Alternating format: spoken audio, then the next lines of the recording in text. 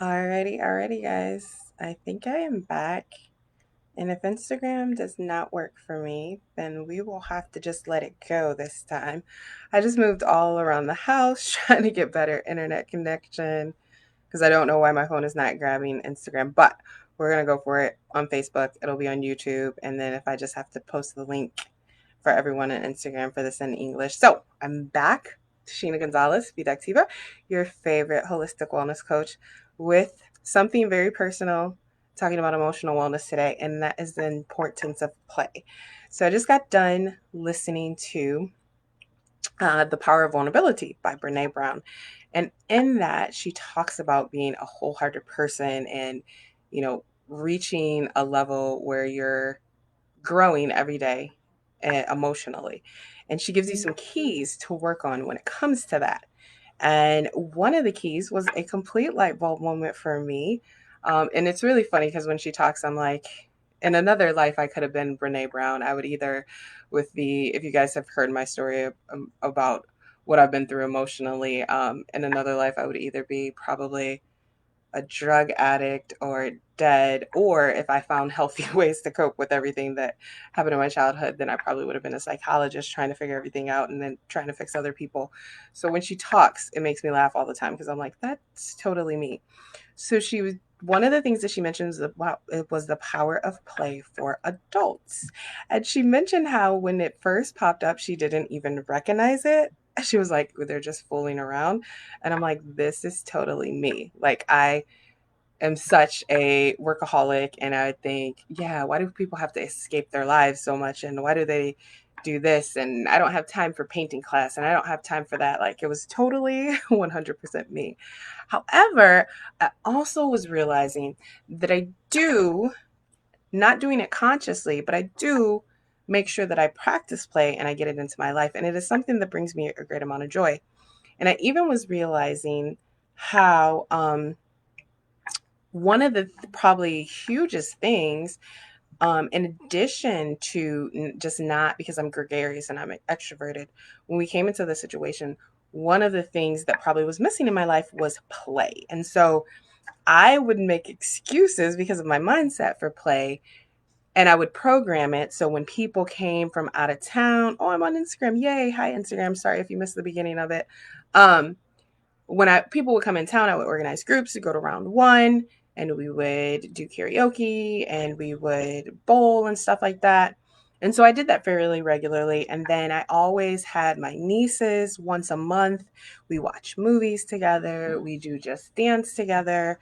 And so I had a lot of play, although it was not conscious, programmed in. And I would do it for other people. I never consciously did it for myself.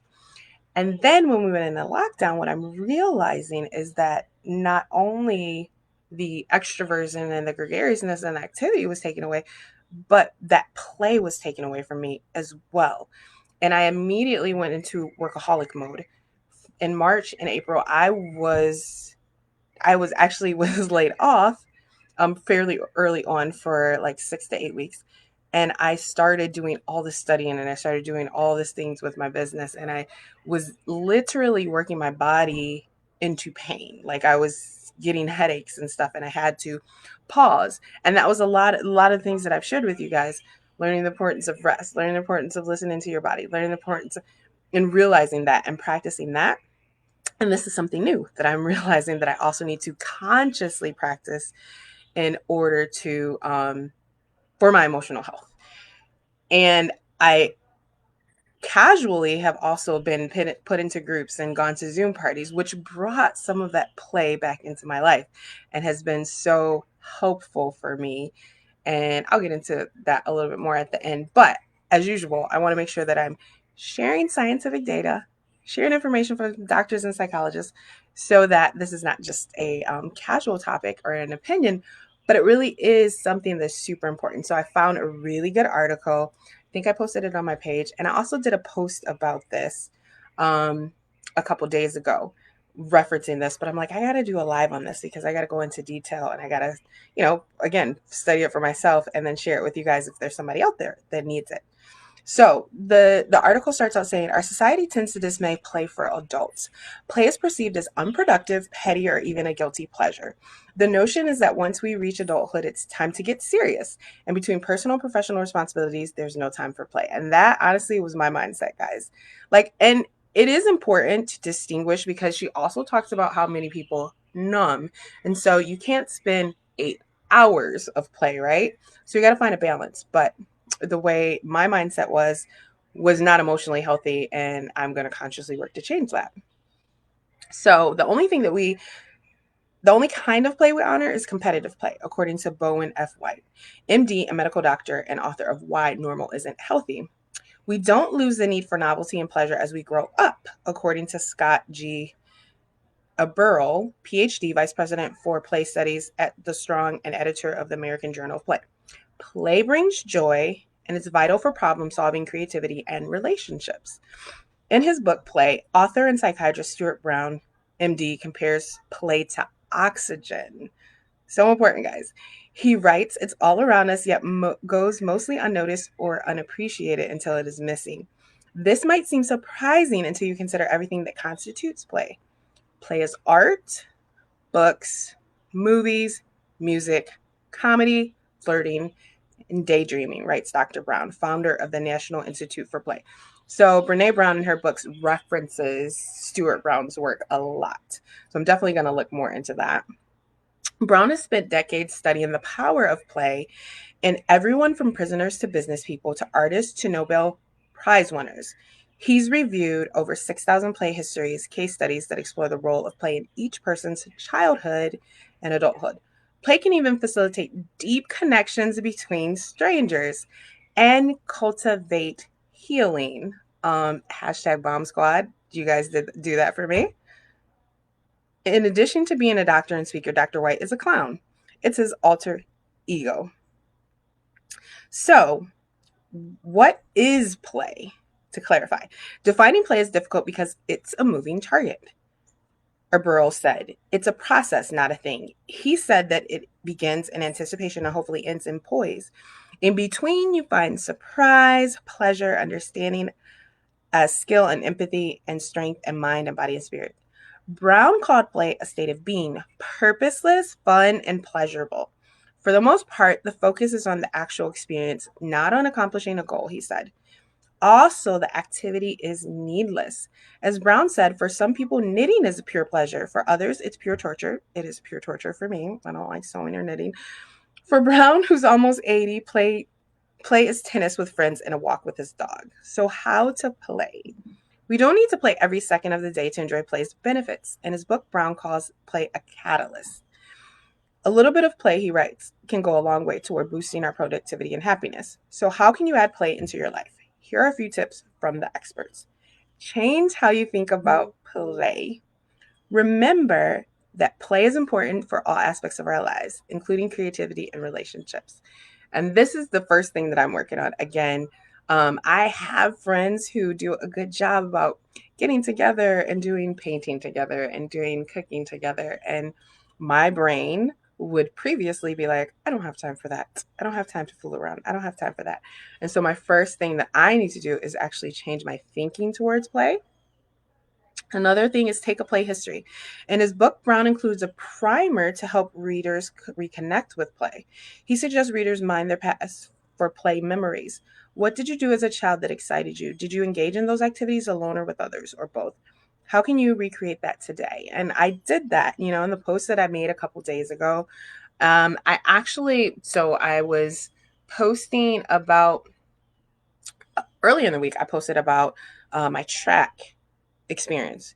And in that, at the back of it, I actually have some pictures that I wrote. Like I'm out of town now, so I'm going to have to take pictures of those and probably post those too. But I used to draw. I used to play the viola. I used to be in plays in school. I used to play the piano. And I wasn't bad at any of those things, but it's like, again, my attitude towards play was like, who has time for that stuff when you grow up? But it's so enjoyable, and I still love music. I still love dancing. I still love I feel music in my bones and my soul, and I love singing. I love just singing as loud as I can by myself. I love doing karaoke. So thankfully, I still have some of those. But man, what if I would have kept like the musical part of me or some of the artistic part? Because I tend to judge myself and think of myself not as a real creative person, but I had that in me. And I'm gonna go back to some the posts that I made and read you guys some of the quotes because that was what like sent me on the journey of like thinking about all this because I was like, man, when I heard some of those quotes, surround yourself with playful people. Both Brown and White stress the importance of selecting friends who are playful and of playing with your loved ones. So thankfully, again, in my brain, I would excuse and do a lot of play with my family out here. And definitely played Scrabble. Gonna play some games today. We're cooking together. Always been able to do that with my nieces and nephews, but I just wasn't able to consciously do it for myself. And then again, with my crew that I love to death, that we do Bible study together and we do karaoke together and we go to Zoom parties and dance together, like a bunch of playful people in that group. And I love them to death for that. And it does help. Play with the little ones. Playing with kids helps us experience the magic of play through their perspective. White and Brown both talked about playing around with their grandkids. Anytime you think play is a waste, remember that it offers some serious benefits for both you and others. As Brown says in his book, play is the purest expression of love. Love, love, love that. So, if I go back to the post that I did, my other video ended on Instagram, so I'm gonna have to just re up that one. But so the first quote, and this is the one that hit me like the most, and I was like, oh my goodness. The creative adult is a child who survived. So, like I was mentioning, and like I wrote in that post, like a lot of the passions and the creativity and the things that I had, like it didn't survive to adulthood, but I'm conscious of it now. And now I'm going to make a conscious decision to rekindle, recultivate, make sure that I make a conscious effort to play on a regular basis. And there was a couple other quotes. The one that I just said, that was super, super amazing. But if you didn't see the post that I made a couple days ago, definitely check that out. It's probably easier to find on Instagram. And then again, I love my squad. Again, I realized that when we went into this period, one of the things that was truly missing was play, and I wasn't even conscious of that. And hanging out with my crew that I hang out with, like they have brought a lot of play back into my life because we do karaoke together, which is something that I love.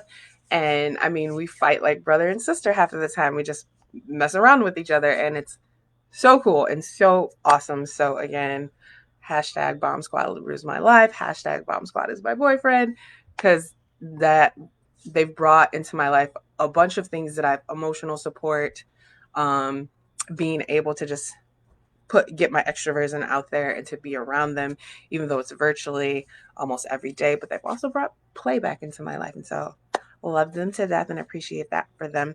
So as usual, if you're hopping on late or later, make sure you hashtag replay. Say hi, hello. Let me know what city and state you're watching this from, and be sure to subscribe to my YouTube channel if you haven't yet done that for more videos of this type.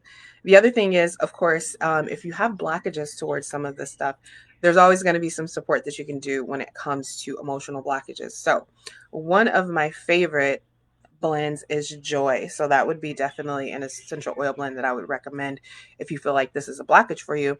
The other one I would definitely recommend is Inner Child. I didn't bring that with me, but Inner Child is definitely going to be another one. If you are like me and you have a mindset that you need to change towards play and giving yourself the freedom to play, those are definitely going to be helpful for you to get through those emotional blockages.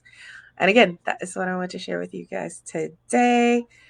Appreciate you for being here as usual. And I look forward to sharing more with you guys later. Have an amazing afternoon, guys. Bye.